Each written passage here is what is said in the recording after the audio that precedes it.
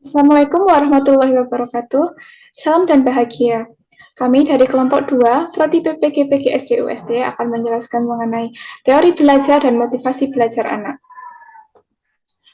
Materi yang pertama yaitu tentang penerapan teori belajar di dalam kelas. Yang pertama, teori belajar behavioristik. Tokoh yang mempopulerkan teori ini adalah Pavlov, Thorndike, dan juga Skinner. Teori belajar ini menjelaskan bahwa belajar merupakan proses perubahan perilaku yang terjadi karena adanya syarat-syarat atau stimulus yang kemudian menimbulkan reaksi atau respon. Cara untuk mempertahankan respon peserta didik adalah dengan memberikan umpan balik pada hasil karya peserta didik tersebut. Umpan balik tersebut dapat berupa pujian, persetujuan, pemahaman, motivasi yang dilakukan baik secara verbal maupun non-verbal. Kemudian, dalam teori ini juga menjelaskan tentang perlunya adanya pembiasaan atau latihan-latihan yang terus-menerus agar menghasilkan perilaku yang terjadi secara otomatis. Respon yang telah terbentuk setelah diberikan stimulus sebaiknya diberikan umpan balik sesegera mungkin oleh guru agar tidak terjadi penghapusan dan peserta didik segera mengetahui mana yang benar dan perlu untuk dikuatkan dan mana yang belum benar. Kemudian, penerapan teori belajar behavioristik di dalam kelas diantaranya yaitu, di sini saya mencontohkan sebuah pembelajaran. Dalam proses pembelajaran, guru membagi kelas menjadi beberapa kelompok. Kemudian, guru memberikan stimulus berupa penyelesaian tugas pada mata pelajaran tersebut, yaitu tentang komposisi uang dan nominalnya. Nah, di sini misalnya 2 lembar uang 5 ribuan sama dengan 10 lembar uang 1000-an. Kemudian, guru menyampaikan bahwa kelompok yang tercepat masing-masing akan mendapatkan bintang prestasi. Seluruh kelompok akan termotivasi untuk segera mungkin menyelesaikan tugas tersebut. Nah, pemberian bintang prestasi ini merupakan salah satu bentuk stimulus yang diberikan oleh guru kepada peserta didik. Kemudian harapannya yaitu terjadi perubahan tingkah laku anak menjadi tahu akan komposisi nominal uang, menjadi aktif karena melakukan kerja kelompok, dan meningkatkan kemampuan kerjasama dalam satu kelompok tersebut. Kemudian setelah proses pembelajaran selesai, guru perlu untuk memperkuat pemahaman peserta didik dengan memberikan latihan-latihan agar peserta didik semakin terbentuk perilaku yang diinginkan. Guru kemudian juga dapat memberikan umpan balik baik secara verbal maupun non-verbal. Kemudian teori belajar yang kedua yaitu teori belajar sosial kognitif. Tokoh yang mempopulerkan teori ini yaitu Albert Bandura. Dalam teori belajar ini menjelaskan bahwa mengakomodasi kemampuan kognitif manusia dalam berpikir dan belajar melalui pengamatan sosial atau melalui pengamatan peserta didik kepada orang-orang di sekitarnya. Seseorang belajar banyak perilaku melalui proses peniruan atau modeling. Nah, dalam gambar ini terdapat peserta didik yang melakukan outing kelas bersama bapak ibu gurunya di suatu peternakan. Nah, di sini peserta didik melihat bagaimana proses pemerahan susu. Nah, di sini peserta didik mengamati bagaimana seseorang yang disebut bisa dikatakan sebagai modeling dalam melakukan suatu tindakan atau sesuatu yang membuat peserta didik menjadi tahu akan hal baru. Nah, peserta didik kemudian meniru beberapa perilaku melalui pengamatan perilaku dari model tersebut, kemudian mengakibatkan pengetahuan baru bagi peserta didik tersebut. Nah, di sini terdapat ilustrasi penerapan teori belajar sosial kognitif. Nah, di sini saya mencontohkan mengenai kegiatan ekonomi. Guru dapat memberikan contoh kepada siswa dengan memperhatikan bagaimana proses tawar-menawar tersebut dilakukan. Kemudian, siswa akan mengingat kegiatan tawar-menawar yang sudah dicontohkan oleh guru sebelumnya. Nah, setelah siswa tersebut mengingat, ia mendapatkan pengetahuan, sehingga siswa dapat mengulangi kegiatan tawar-menawar yang sebenarnya. Nah, setelah siswa mempunyai pengetahuan tersebut, siswa akan mempunyai keinginan untuk melakukan tawar-menawar dalam kehidupannya sehari-hari. Nah, di sini terdapat beberapa tabel yang menjelaskan mengenai proses pelaksanaan dari teori belajar sosial kognitif, di mana ada atensi, di mana guru memberikan contoh tersebut sebelum melakukan peniruan. Jadi guru meminta peserta didik untuk memberikan perhatian terhadap model yang akan ditiru. Kemudian ada retensi, di mana setelah memperhatikan dan mengamati suatu model, seseorang akan memperhatikan tingkah laku yang sama pada model tersebut. Kemudian produksi, di mana peserta didik memperlihatkan kemampuan motoriknya dalam mencontoh dari model tersebut. Kemudian motivasi, di mana peserta didik termotivasi untuk melakukan apa yang telah diketahui dari model tersebut dalam kehidupannya sehari-hari. Kemudian teori belajar yang ketiga yaitu teori belajar konstruktivisme. Tokoh yang mempopulerkan teori ini adalah Piaget dan juga Vygotsky. Nah, dalam teori belajar ini, kegiatan belajar merupakan kegiatan aktif di mana peserta didik membangun pengetahuan, pemahaman baru, dan mencari maknanya berdasarkan pengalaman yang dialaminya secara nyata. Nah, dalam teori belajar ini, siswa lebih aktif dan kreatif, sedangkan guru hanya bertindak sebagai fasilitator yang menyediakan situasi umpan balik agar pembentukan pengetahuan dapat berjalan dengan lancar. Nah, penerapan teori belajar konstruktivisme di kelas, di sini saya mencontohkan tentang belajar pembiasan cahaya dengan menggunakan pensil. Nah, di sini tujuan dari pembelajaran ini yaitu agar siswa nanti mengetahui, mempunyai pengalaman bereksperimen untuk membuktikan adanya pembiasan cahaya. Nah, di sini terdapat beberapa bahan yang perlu disiapkan, di antaranya ada gelas bening, pensil, kemudian air. Nah, ini sangat sederhana ya dan bisa dilaksanakan di sekolah. Kemudian langkah eksperimennya yaitu peserta didik diminta untuk memasukkan air ke dalam gelas bening. Nah, di sini tentu peserta didik akan dilibatkan secara langsung untuk melakukan eksperimen tersebut. Peserta didik kemudian memasukkan pensil tersebut di dalam gelas berisi air. Nah, di sini guru mulai mengamati dari samping bersama peserta didik.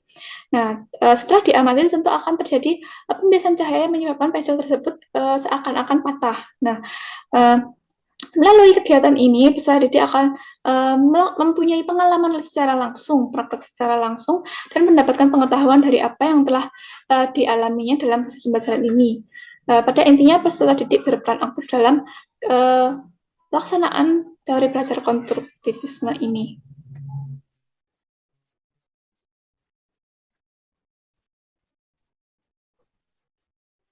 Nampak. Di sini saya akan mempresentasikan terkait model-model pembelajaran yang terbentuk berdasarkan prinsip konstruktivisme.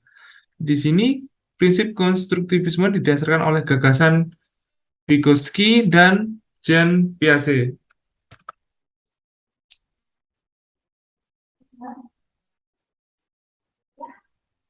Gagasan konstruktivisme menurut Jean Piaget disusun berdasarkan pengetahuan yang tumbuh dan berkembang melalui proses dari adanya pengalaman. Pengalaman belajar terdiri dari dalam dua proses. Yang pertama, proses organisasi informasi yang menghubungkan informasi yang didapatkan dengan pengetahuan yang telah disimpan sebelumnya di dalam otak. Berdasarkan proses ini, manusia dapat memahami sebuah informasi baru yang didapat, sehingga manusia dapat memadukan pengetahuannya. Kemudian yang kedua, proses adaptasi yang terdiri dari penyatuan pengetahuan yang telah diterima oleh manusia dan mengubah struktur pengetahuan yang telah dimiliki dengan pengetahuan yang baru agar terjadi keseimbangan. Kemudian, gagasan yang kedua, konstruktivisme menurut Vygotsky, yang mengedepankan antara interaksi sosial individu dengan lingkungannya. Inti dari konstruktivisme Vygotsky terdapat pada scaffolding yang memberikan dukungan kepada seorang anak ketika awal pembelajaran lalu mengurangi dukungan setelah anak mampu memecahkan permasalahannya dari tugas yang telah dihadapi. Penerapan teori konstruktivisme dalam pembelajaran dilakukan melalui 6 penerapan, yakni mendorong kemandirian dan inisiatif peserta didik dalam pembelajaran. Yang kedua, pemberian pertanyaan terbuka dan memberikan kesempatan bagi peserta didik untuk merespon. Kemudian yang ketiga, mendorong peserta didik untuk memiliki tingkat berpikir tinggi atau high order thinking. Kemudian yang keempat, peserta didik terlibat aktif dalam kegiatan diskusi bersama guru dan peserta didik lainnya. Kemudian peserta didik terlibat dalam pengalaman yang menantang dan mendorong berjalannya diskusi. Yang terakhir, guru menggunakan data mentah, sumber utama, dan materi yang interaktif. Kemudian, model pembelajaran yang terbentuk berdasarkan prinsip konstruktivisme. Nah, di sini yang pertama ada cooperative learning atau yang seringkali disebut pembelajaran kooperatif, yang kedua contextual learning, yang ketiga project based learning, yang keempat problem based learning, yang terakhir inquiry. Model cooperative learning atau yang sering kali disebut pembelajaran kooperatif adalah pembelajaran dalam kelompok kecil yang mengakomodasi peserta didik untuk belajar dan bekerja sama hingga mencapai pembelajaran yang optimal. Metode pembelajaran kooperatif sejalan dengan gagasan konstruktivisme, yakni Vygotsky dengan adanya interaksi sosial individu dengan lingkungannya. Lingkungan di sini diartikan sebagai lingkungan sekolah dasar karena metode pembelajaran kooperatif diimplementasikan dalam proses pembelajaran di sekolah dasar. Kemudian, yang kedua, contextual learning. Contextual learning atau model pembelajaran kontekstual adalah pembelajaran yang memiliki makna jika peserta didik mengalami pengalaman belajar itu sendiri. Jadi, pengetahuannya dipelajari sendiri ketika dia melakukan pembelajaran. Penerapan pembelajaran kontekstual akan memotivasi peserta didik untuk ikut aktif dalam belajar. Pembelajaran kontekstual menekankan pada keaktifan secara fisik, mental, intelektual, dan emosional untuk mendapatkan hasil belajar berupa aspek afektif, kognitif, dan psikomotor. Kemudian, pembelajaran kontekstual menekankan pada pemaknaan pembelajarannya sendiri. Pembelajaran kontekstual sejalan dengan gagasan Piaget melalui dua tahapan, yakni proses organisasi informasi yang dilakukan berdasarkan pengalaman mandiri peserta didik ketika melakukan kegiatan pembelajaran bersama guru. Kemudian, proses adaptasi dengan menyamakan antara pengalaman dan pengetahuan agar informasinya berimbang. Kemudian yang ketiga, project-based learning. Project-based learning adalah model pembelajaran yang memiliki orientasi kepada peserta didik dalam melakukan proses pembelajaran berdasarkan pengalaman, sehingga dapat mempersiapkan peserta didik untuk memperlihatkan berbagai permasalahan di kehidupan nyata. Project-based learning ini mewadahi peserta didik melalui eksperimen kolaboratif untuk menggali materi yang bermakna.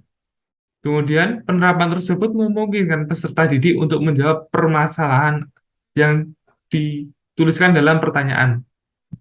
Penerapan project-based learning terintegrasi dengan teori konstruktivisme Jean Piaget dan konstruktivisme Vygotsky. Kedua teori tersebut saling berhubungan dan memiliki orientasi pada pengembangan pengalaman secara mandiri ketika melakukan kegiatan pembelajaran yang didasarkan oleh eksperimen secara kolaboratif.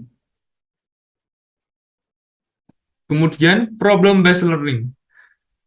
Problem-based learning adalah model pembelajaran yang melibatkan peserta didik ketika menyelesaikan suatu permasalahan melalui tahapan yang ilmiah agar mendapatkan pengetahuan dan keterampilan yang memiliki hubungannya dengan permasalahan tersebut.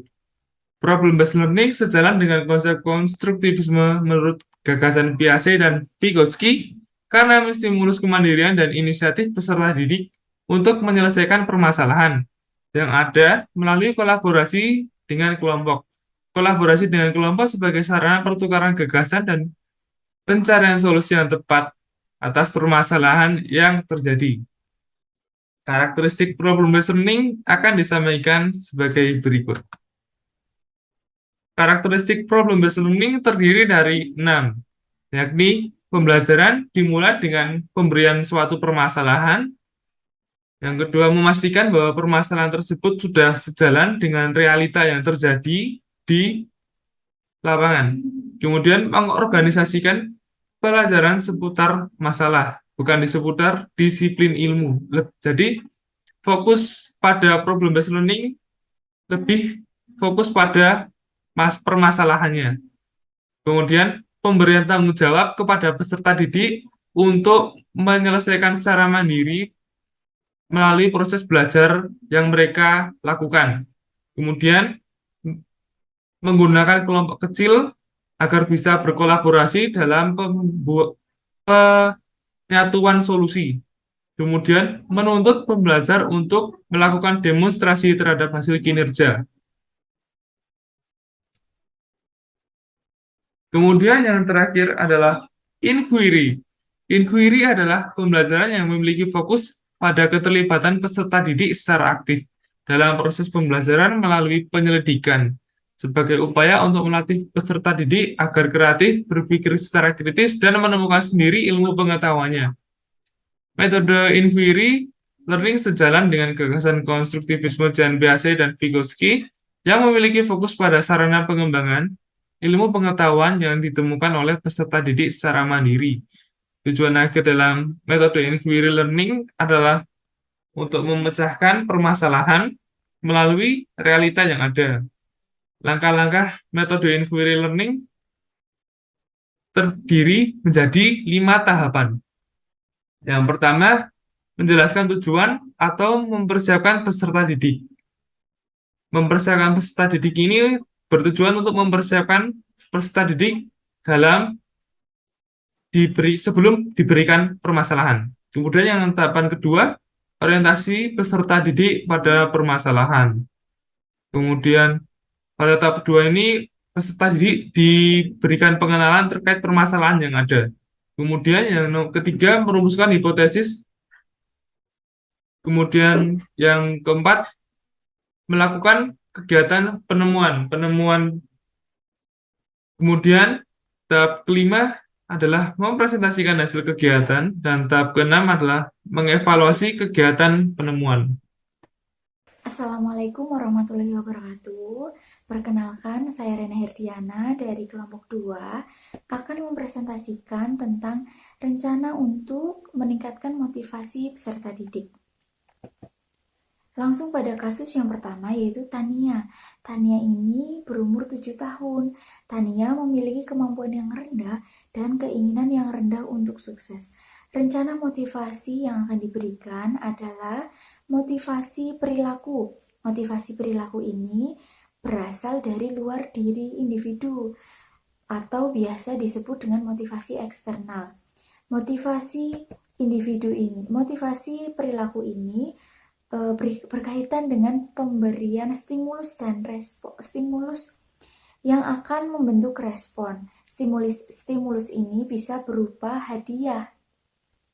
Nah, jadi dalam pembelajaran di kelas, guru dan peserta didik membuat kesepakatan ketika nanti peserta didik dapat menjalankan perintah dengan baik, mengerjakan tugas dengan baik, dan bisa mencapai tujuan-tujuan tertentu yang diarahkan oleh guru, peserta didik bisa mendapatkan bintang yang nanti dikumpulkan untuk ditukar pada akhir semester ketika mendapatkan target bintang yang sudah direncanakan.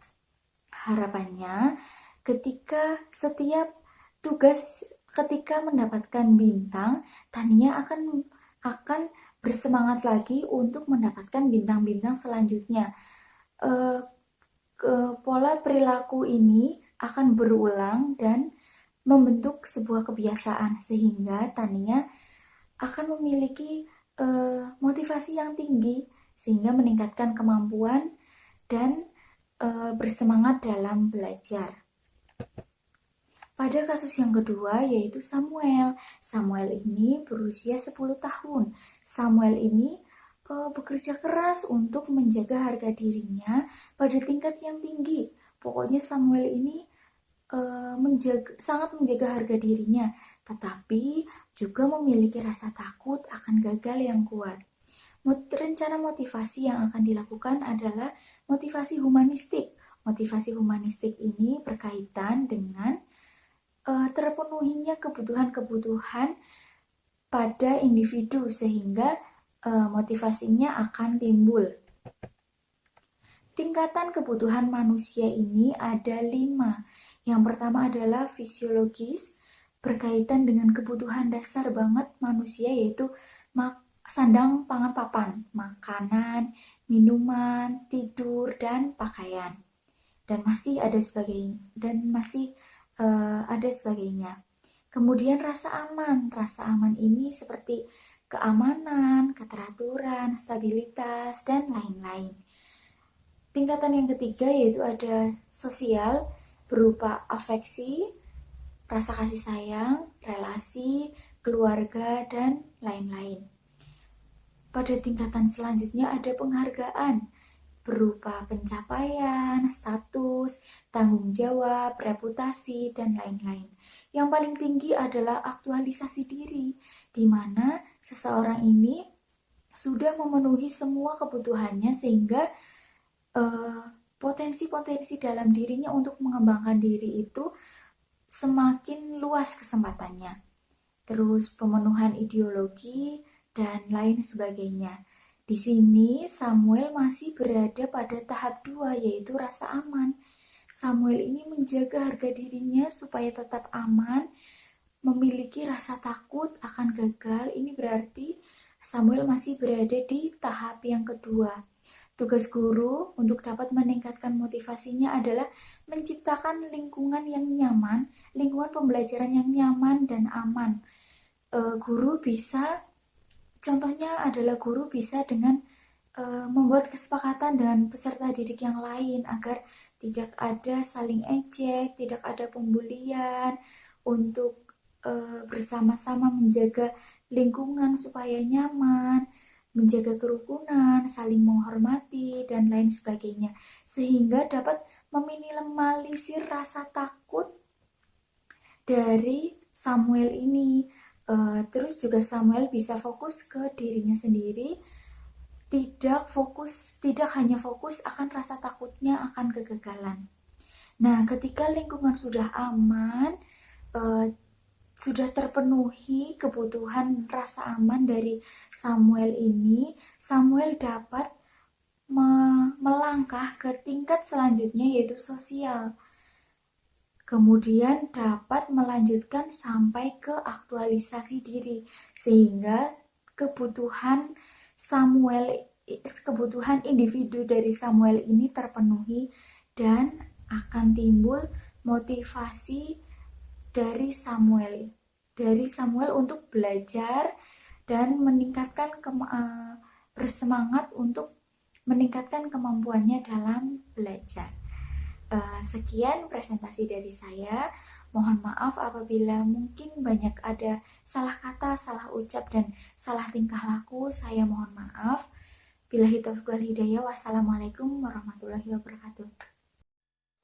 Selanjutnya, rencana ketiga untuk meningkatkan motivasi Sandra yang berusia 13 tahun. Ia merupakan orang yang tenang di kelas dan meremehkan keterampilan dari teman-temannya.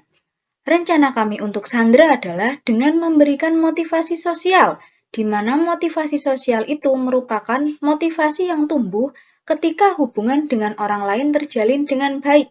Misalnya saja, ketika seseorang memiliki hubungan buruk dengan orang lain, maka akan berpengaruh terhadap kondisi psikologis seseorang.